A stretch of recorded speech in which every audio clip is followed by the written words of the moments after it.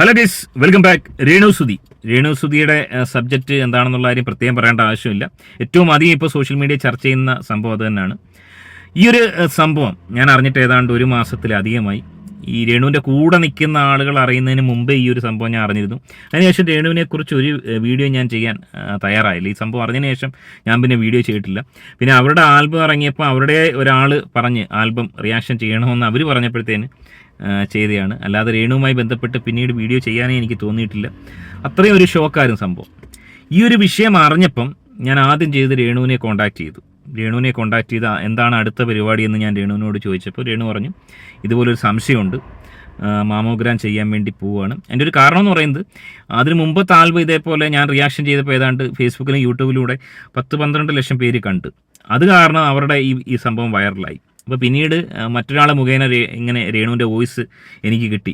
അതായത് എൻ്റെ വീഡിയോ കണ്ട് ഒരുപാട് ആസ്വദിക്കാറുണ്ട്, ചിരിക്കാറുണ്ട്, ഇത്രയും അധികം ഇഷ്ടപ്പെടുന്ന. സാധാരണ നിലയ്ക്ക് ഇത് വ്ളോഗേഴ്സിൻ്റെ വീഡിയോ അധികം കാണാറില്ല, ആരെങ്കിലും പറഞ്ഞാൽ മാത്രം കാണും.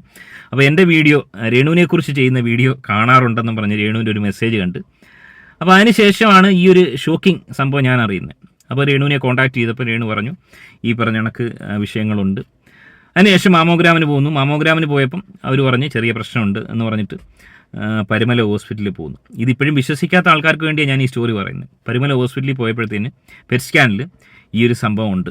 ഈ ഒരു സംഭവം ബ്രസ്റ്റിലുണ്ട്, മറ്റെവിടെയെങ്കിലും ഉണ്ടോ എന്ന് ഉറപ്പില്ല. ലങ്സിൽ ചെറിയ സ്പോട്ട്, മൈക്രോ വലിപ്പത്തിലുള്ള ചെറിയ സ്പോട്ടുകളുണ്ട് എന്നാണ് പറയുന്നത്. അതിനുശേഷം രേണു തിരിച്ച് വീട്ടിൽ വന്നപ്പോൾ ഞാൻ രേണുവിനോട് വീണ്ടും കോൺടാക്ട് ചെയ്ത് പറഞ്ഞു ഇത് ഒരു നിമിഷം പോലും വെച്ചുകൊണ്ടിരിക്കില്ല, വളരെ പെട്ടെന്ന് എന്താ പറയുക ട്രീറ്റ്മെൻറ്റിന് പോവുക എന്ന് പറഞ്ഞു. പറ്റാവുന്ന കാര്യങ്ങളൊക്കെ പറഞ്ഞു കൊടുത്ത് 2-3 ഡോക്ടർമാരെ കോൺടാക്ട് ചെയ്ത് അവർ പറഞ്ഞ കാര്യങ്ങളും പറഞ്ഞു കൊടുത്തു. അതിനുശേഷം രേണു പോയത് ബഹ്റിനിൽ, അതായത് ആ ഒരു കമ്മിറ്റ്മെൻറ്റ് ഉള്ളത് കൊണ്ട് ഒഴിവാക്കാൻ പറ്റാത്തതുകൊണ്ട് രേണു ഈ പറഞ്ഞ ഹോസ്പിറ്റലിൽ പോയതിനു ശേഷം വീണ്ടും ബഹ്റിനിൽ പോയിട്ട് തിരിച്ച് മടങ്ങി വന്നിട്ടാണ് ഇപ്പോൾ ഈ പറഞ്ഞ ട്രീറ്റ്മെൻറ്റിന് പോകുന്നത്. എനിവേ ഏറെ ദുഃഖകരമായ ഒരവസ്ഥ തന്നെയാണ്.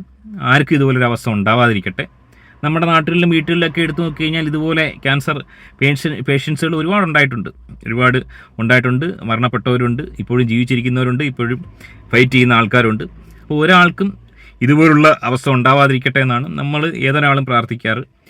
ഇതുവരെ രേണുവിനെ വിമർശിച്ച ആളുകൾ, പല കാര്യങ്ങളിലും വിമർശിച്ച ആളുകൾ, പല കുറ്റങ്ങൾ പറഞ്ഞ ആളുകൾ ഒക്കെ മനസ്സിലാക്കേണ്ടത് ഇതുവരെയുള്ള ആ ഒരു വിഷയങ്ങളെല്ലാം വിട്ടിട്ട് ഈ ഒരു ഘട്ടത്തിൽ, അതായത് പലർക്കും സൂയിസൈഡ് ടെൻഡൻസി പോലും തോന്നുന്ന ഒരവസ്ഥയാണ്.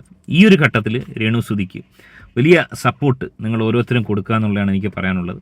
ഒപ്പം തന്നെ ഞാൻ അവരോട് സംസാരിച്ചിരുന്നു. സാമ്പത്തികമായി ഒരുപാട് സാമ്പത്തികം വേണ്ടൊരു കാര്യമാണ്. അതിൻ്റെ കാരണം ഇതിപ്പോൾ കോട്ടയം മെഡിക്കൽ കോളേജിലാണ് ചികിത്സിക്കുന്നത്. ആ ഒരു ടീം ഓഫ് ഡോക്ടർമാർ പൂർണ്ണമായി ഇത് ഏറ്റെടുത്ത് ഞങ്ങളിത് വളരെ കൃത്യമായി ചെയ്യാമെന്ന് പറഞ്ഞെന്നാണ് പറയുന്നത്.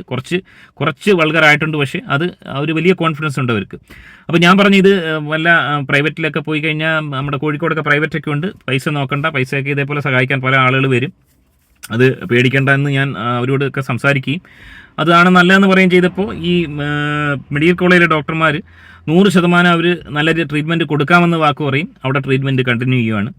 ഞാൻ അറിഞ്ഞത് ഇതിനൊരു ഇഞ്ചക്ഷൻ, ഏറ്റവും ആധുനികമായിട്ട് ഇഞ്ചക്ഷൻ ഉണ്ട്. അതായത് കീമോയും ഈ ക്യാപ്സൂളും ഒക്കെ കൂടാതെ ഒരു ഇഞ്ചക്ഷൻ ഉണ്ട് എന്ന് പറയുന്നു. 4 ലക്ഷം രൂപയോളാണ് ആ ഒരു ഇഞ്ചക്ഷന് ചിലവ് വരുന്നത്. ആ ഒരു ഇഞ്ചക്ഷൻ നല്ല രീതിയിൽ ഈ അസുഖം കുറയ്ക്കാനുള്ള, പൂർണ്ണമായി മാറ്റാനുള്ള ശേഷിയുള്ള ഇഞ്ചക്ഷനാണെന്ന് പറയുന്നു. പലരും അത് ചെയ്യാറില്ല, കാരണം അത്രത്തോളം ശേഷി ആർക്കും ഇല്ലാത്തതുകൊണ്ട് പലരും അത് ചെയ്യാറില്ല.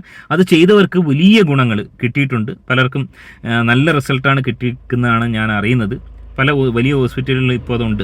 അപ്പോൾ അത്തരത്തിലുള്ള ട്രീറ്റ്മെൻറ്റ് ഇവരും കൊടുക്കാമെന്ന്, അതായത് ഈ ഒരു ഇഞ്ചക്ഷൻ പുറത്തുനിന്ന് എടുത്തു കൊടുക്കണം, അവിടെ അത് ചെയ്യാമെന്ന് അവർ ഏറ്റിട്ടുണ്ട്. ഞാനത് പ്രത്യേകം അവരോട് പറഞ്ഞപ്പം അങ്ങനെയുള്ള സംഭവം അവരും ചെയ്യാമെന്ന് പറഞ്ഞു. അത് വളരെ നല്ല കാര്യം തന്നെയാണ്, വളരെ നല്ല സൈനാണ്. അപ്പോൾ അതിനൊക്കെ വേണ്ട സാമ്പത്തികം തീർച്ചയായും രേണുവിന് ആവശ്യമായി വരുമ്പോൾ തീർച്ചയായും ഈ പറഞ്ഞ രേണുവിനെ സപ്പോർട്ട് ചെയ്യുന്നവരും അല്ലാതെ നമ്മൾ ഓരോരുത്തരും സഹായിക്കേണ്ടത് ഒരു ബാധ്യത തന്നെയാണെന്ന് എനിക്ക് പറയാതിരിക്കാൻ നിവൃത്തിയില്ല. കാരണം സോഷ്യൽ മീഡിയയിൽ നെഗറ്റീവ് ആണെങ്കിലും പോസിറ്റീവ് ആണെങ്കിലും ഒരുപാട് ഒരു പെട്ടെന്നൊരു ഉരുൾപൊട്ടൽ പോലെ വന്നിട്ട് സോഷ്യൽ മീഡിയയിൽ ഇങ്ങനെ നിലകൊണ്ടൊരു വ്യക്തിയാണ്. നെഗറ്റീവാണ് കൂടുതലെങ്കിലും ഇപ്പോൾ നമ്മുടെ വീഡിയോ കാണുന്ന പലർക്കും അറിയാം, ഒരുപാട് പേര് ആസ്വദിക്കുമായിരുന്നു. രേണുസുതി കാണിക്കുന്ന സംഭവങ്ങൾ ഒരുപാട് പേര് ആസ്വദിക്കുമായിരുന്നു. അത് നമ്മൾ റിയാക്ട് ചെയ്യുമ്പം ഈ പറഞ്ഞ കണക്ക് കാടടച്ച് വെടിവെക്കുന്ന കണക്കുള്ള റിയാക്ഷൻ അല്ലായിരുന്നു എൻ്റെ. അപ്പോൾ അത് ആസ്വദിക്കുന്ന ആൾക്കാരുണ്ടായിരുന്നു. ഒരു പരിധിവരെ അവർക്കൊക്കെ ഒരു വിഷമം തന്നെ ആയിരിക്കാം, എല്ലാവർക്കും ഇതൊരു വിഷമം തന്നെ ആയിരിക്കാം. അത്രയും അധികം രേണുവിനെ ഇഷ്ടപ്പെടാത്ത ആൾക്കാർക്കായിരിക്കും ഇതൊരു സന്തോഷകരമായി തോന്നുന്നത്. അത്തരം ആൾക്കാരുടെ മനോഭാവം മാറ്റണമെന്നാണ് ഞാൻ ആവശ്യപ്പെടുന്നത്. ഈ ഒരു അവസ്ഥയിൽ അവർക്ക് പരിപൂർണ്ണ സപ്പോർട്ട് കൊടുക്കുക. അവരുടെ അസുഖം ഭേദമാകാൻ വേണ്ടി നമ്മളാൽ കഴിയുന്ന കാര്യങ്ങൾ, സാമ്പത്തികമാണെങ്കിൽ അങ്ങനെ, പ്രാർത്ഥനയിലൂടെ ആണെങ്കിൽ അങ്ങനെ, അതായത് തെറ്റാർക്കും പറ്റാം. ആ ഒരു തെറ്റ് തിരുത്താനുള്ള അവസരം ഈ പറഞ്ഞ മറ്റേ ബിഷപ്പ് തിരിച്ച് വീട്ടിൽ വന്നപ്പോൾ ഞാൻ അന്ന് വീഡിയോ ചെയ്തപ്പോൾ ഒരുപാട് പേര് നല്ല കാര്യമാണെന്ന് പറഞ്ഞ് കമൻ്റ് ഇട്ട കാരണം എന്താണ്? കാരണം തെറ്റ് പറ്റാത്തവരാരാ ഉള്ളത്? തെറ്റ് പറ്റിയത് തിരുത്താൻ തയ്യാറാവുക എന്ന് പറയുന്നതാണ് ഏറ്റവും വലിയ കാര്യം. ഇതിലും വലിയ മാരക തെറ്റുകൾ ചെയ്യുന്നവരില്ലേ? എന്തോരം ക്രിമിനൽ ആക്ടിവിറ്റി ചെയ്യുന്ന ആൾക്കാർ സുഖകരമായിട്ട് ജീവിക്കുന്നുണ്ട്. അപ്പോൾ അതൊക്കെ വെച്ച് നോക്കുമ്പോൾ രേണുസുതി ചെയ്ത തെറ്റ് വല്ല തെറ്റുവാണോ? പിന്നെ ഈ പറഞ്ഞ രേണുസുതിയുടെ വളർത്തുമകൻ കിച്ചു ഇപ്പോഴും വന്നില്ല എന്ന് പറയുന്നു. വളരെ മോശമായിട്ടാണ് എനിക്ക് തോന്നിയത്. ആ ഒരു പയ്യൻ്റെ ആ ഒരു മനോഭാവം. എത്രയും പെട്ടെന്ന് ആ ഒരു പയ്യൻ രേണുവിനെ പോയി കാണണം, രേണുവിനെ ആശ്വസിപ്പിക്കണം. ഈ ഒരു അവസ്ഥയിൽ കൂടെ നിന്ന് തന്നാലാവുന്ന വിധമുള്ള സഹായങ്ങളെല്ലാം ചെയ്യണമെന്നാണ് എനിക്ക് പറയാനുള്ളത്. പിന്നെ ഈ ബിഗ് ബോസ് താരങ്ങൾ, രേണു കഴിഞ്ഞ സീസണിൽ ബിഗ് ബോസ് പോയ ആളല്ലേ. ഈ ബിഗ് ബോസ് താരങ്ങൾക്ക് വലിയൊരു സംഘടന ഉണ്ട്, സാമ്പത്തിക ശേഷി നല്ലോണം ഉള്ള ആൾക്കാരുണ്ട്. അപ്പോൾ അവരൊക്കെ അകമഴിഞ്ഞ് സഹായിക്കണം. ഇതുമായി ബന്ധപ്പെട്ട് അവർ ചെയ്തോന്ന് എനിക്കറിയില്ല, ചർച്ച ചെയ്ത് ഒരു കമ്മിറ്റി രൂപീകരിച്ച് തങ്ങളുടെ ഒപ്പം ഉണ്ടായിരുന്ന ഒരു കണ്ടസ്റ്റൻ്റാണ്, അവരെ സഹായിക്കാൻ മുൻകൈ എടുത്ത് ഇറങ്ങണമെന്നാണ് പ്രത്യേകം ഈ ഒരു വിഷയത്തിൽ എനിക്ക് പറയാനുള്ളത്. പിന്നെ ഇവരുമായി ബന്ധപ്പെട്ട് ഞാൻ സംസാരിച്ച് സാമ്പത്തിക സഹായം തൽക്കാലം അവർ ആവശ്യം ഇല്ല എന്നുള്ള രീതിയിലാണ് അവർ പറഞ്ഞത്. ഞാൻ പറഞ്ഞു ഗൂഗിൾ പേ ഒക്കെ വെച്ച് നമ്മൾ വീഡിയോ ഒക്കെ ചെയ്യുകയാണെങ്കിൽ ഉറപ്പായിട്ടും നല്ല രീതിയിലുള്ള സഹായം ഉണ്ടാകും. പക്ഷേ തൽക്കാലം ഒന്നും അവർ ആഗ്രഹിക്കുന്നില്ല. പക്ഷേ ആഗ്രഹിക്കുന്ന ഒരു സമയം വരുമെന്നാണ് ഞാൻ പ്രതീക്ഷിക്കുന്നത്. കാരണം അത്രത്തോളം എക്സ്പെൻസീവാണ്. ആ നല്ല ട്രീറ്റ്മെൻറ്റിലൂടെ കടന്നു പോയി കഴിഞ്ഞാൽ ഉറപ്പായിട്ടും രേണുവിന് എന്താ പറയുക തിരിച്ച് മടങ്ങി വരാൻ സാധിക്കുമെന്നാണ് ഞാൻ വിശ്വസിക്കുന്നത്. വലിയ ദുഃഖം തന്നെയാണുള്ളത്, ഈ ഒരു വിഷയത്തിൽ വലിയ ദുഃഖം തന്നെയാണുള്ളത്. പിന്നെ ഈ വിമർശിച്ച ആളുകൾ ഒരുപക്ഷെ ഇതറിഞ്ഞുകൊണ്ടല്ലോ ഒരാളെ വിമർശിക്കുന്നത്. നാളെ ഒരാൾക്ക് ഇതുപോലൊരു ആപത്ത് വരും. ചിലപ്പോൾ ഒരു നിമിഷം മതി ഒരു പനി വന്ന ഒരാൾ മരിക്കാൻ, അറ്റാക്ക് വന്ന് മരിക്കാൻ, ആക്സിഡൻറ്റ് വന്ന് മരിക്കാൻ, ഇതുപോലുള്ള അസുഖങ്ങൾ വരാൻ. അപ്പോൾ അതുകൊണ്ട് വിമർശിച്ച എല്ലാവരെയും എന്താ പറയുക നമ്മൾ കുറ്റം പറയാനോ അവിടെ അടച്ചാക്ഷേപിക്കേണ്ട ആവശ്യമില്ല. വിമർശനം എല്ലാ മേഖലയിലും ഉണ്ടാവും. പിന്നെ വളരെ മോശമായിട്ട് ഒരു കാര്യമില്ല ചുമ്മാ കുത്തിയിരുന്ന് ചെയ്ത ആൾക്കാരോട് പണ്ടും എനിക്ക് യോജിപ്പില്ല, ഇപ്പോഴും യോജിപ്പില്ല. എനിവേ ഇതുപോലെ അവസ്ഥ ഒരാൾക്കും ഉണ്ടാവാതിരിക്കട്ടെ എന്നാണ് പറയാനുള്ളത്. അതുപോലെ തന്നെ വീഡിയോ ചെയ്യുന്ന ആളുകളോട്, ഈ ഓൺലൈൻ ചാനലുകളോട്, അവരിതൊരു സാമ്പത്തികം ഉണ്ടാക്കിയെടുക്കാനുള്ള ഒരു സംഭവമായിട്ട് എടുക്കാതിരിക്കുക. ഈ ഒരു വിഷയം പറഞ്ഞ് നിരന്തരം വീഡിയോ ഇട്ട് ഒരു സാമ്പത്തികം ഉണ്ടാക്കിയെടുക്കാൻ ശ്രമിക്കുന്നത് ഏറ്റവും സാഡിസ്റ്റ് സ്വഭാവമാണ്. അത് ദയവായി മനസ്സിലാക്കുക. നമുക്ക് പറയാനുള്ള കാര്യം പറയുക, അവസാനിപ്പിക്കുക. പിന്നെ അതുമായി ബന്ധപ്പെട്ട് നിരന്തരം ചെയ്തുകൊണ്ടിരിക്കുന്നത് അങ്ങേയറ്റം തന്തയില്ലായ്മ എന്ന് തന്നെയാണ് പറയാൻ ആഗ്രഹിക്കുന്നത്. എനിവേ രേണുവിൻ്റെ ഈ ഒരു അവസ്ഥയിൽ വളരെ ദുഃഖമുണ്ട്.